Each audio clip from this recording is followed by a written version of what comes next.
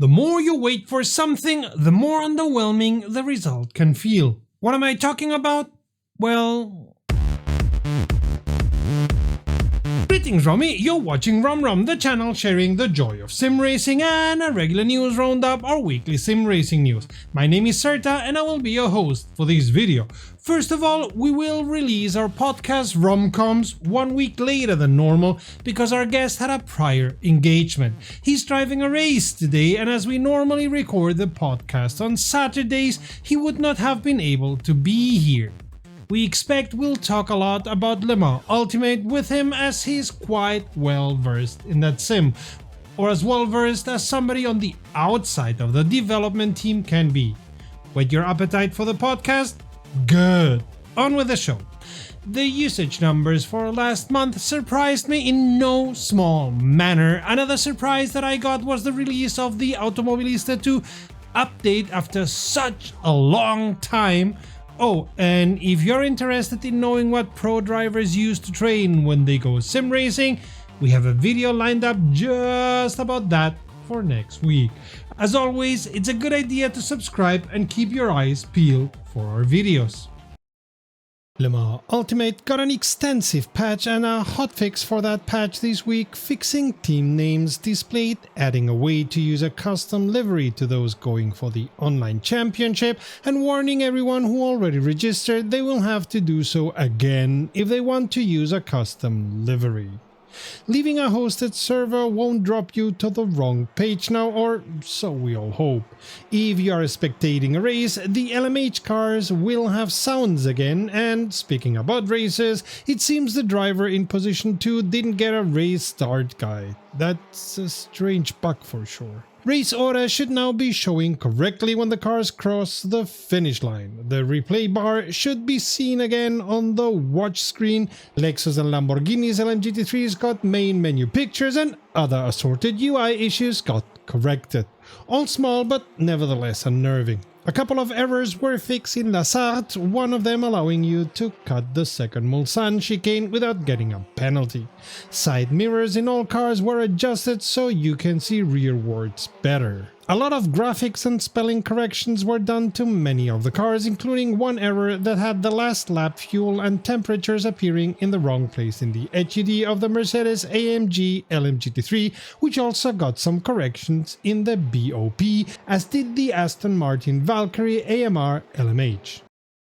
THQ Nordic had their yearly feature presentation on Friday, and not one thing of interest was said about Wreckfest 2. Seems all of us who paid for the early access are quite the suckers. It's been confirmed by Ian Bell that Stephen Baysted is making the music for Project Motor Racing. Apart from doing the music for Project Cars 2, he also did music for Need for Speed Shift and Shift 2 Unleashed. While I never quite liked the music in Project Cars 2, I have to admit I could not get it out of my head and even found myself singing it in idle moments. Speaking about Project Motor Racing, you can now apply for their factory driver program, which will allow you to test the sim and give your opinion while it's in the last steps before completion. See the link in the description of this video to apply.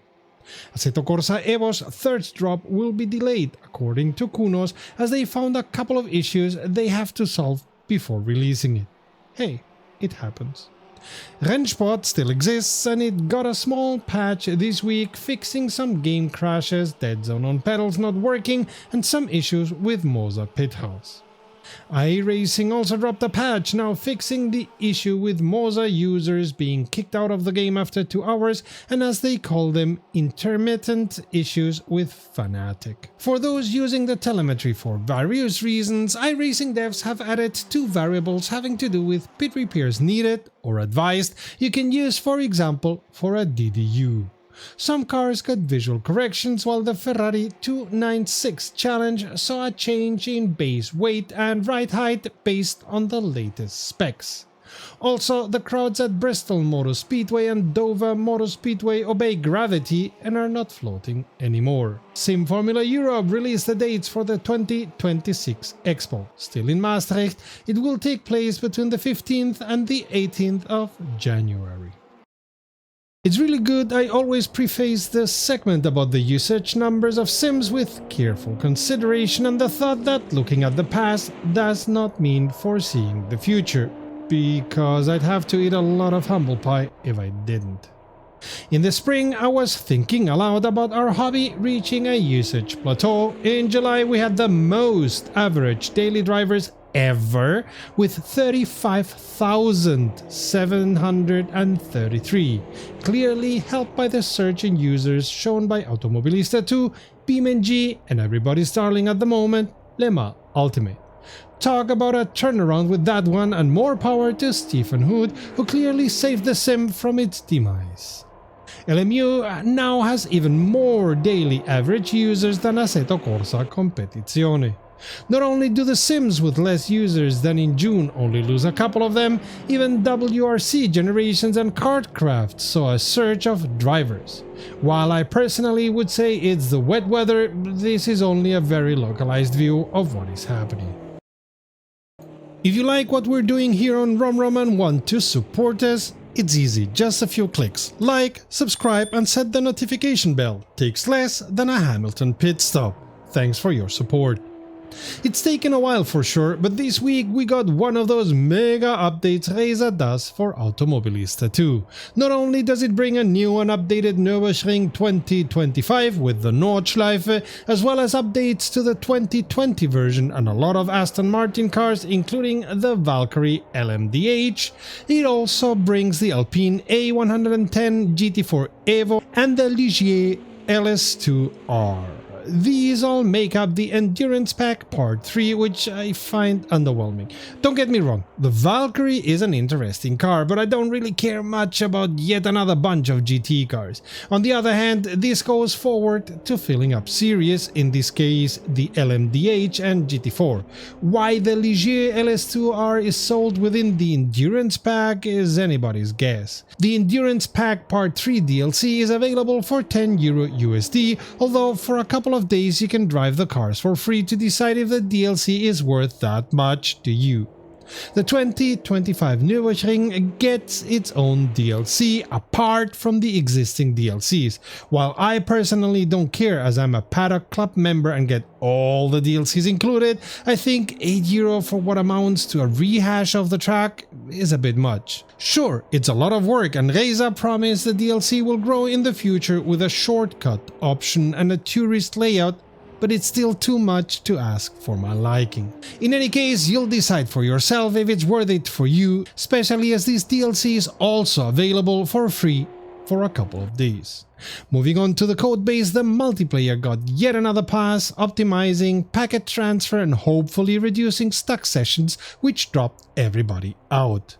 As Reza put it, this is just one step in a long march toward reshaping the legacy codebase Automobilista2 got from Project Cars 2. There were some slight corrections in force feedback, the fate of the tread friction was adjusted for some of the cars, and the treads of another set of cars were slightly adjusted.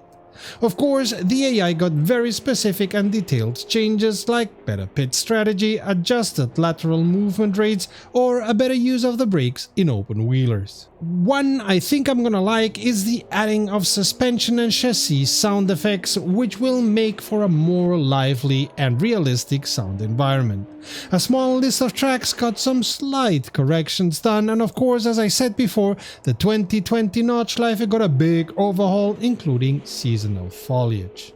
Same happened with a small subset of the cars with minor details corrected, and in all cars you can now customize the wheel rims. Within the ongoing Steam Racing Fest, Automobilista2 is available at a 50% discount, and all DLCs have some measure of discount.